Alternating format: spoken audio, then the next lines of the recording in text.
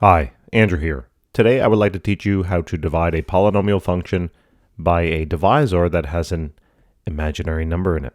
So first start with your numerator, write down whatever it is.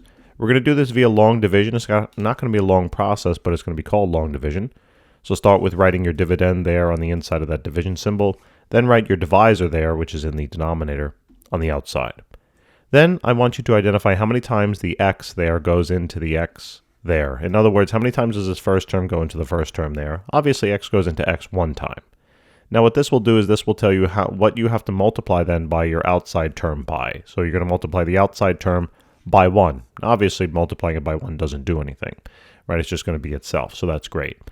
But what you have to do is you're now going to set up underneath here, you're going to set up your parentheses with your negative symbol, and then whatever 1 times this thing is, you're going to plug it into inside that parenthesis. So it's just going to be x minus I. Now, what you would do is you would distribute, right, that negative sign to each of the terms there inside of the parenthesis, so it becomes a negative x and a positive I. And then all you're going to do is do the math. So obviously the x's cancel, so they go bye-bye. And then it's 1 plus I. Now you can't simplify that, so you're just going to leave it alone. Now this winds up being your part of your remainder, I should say.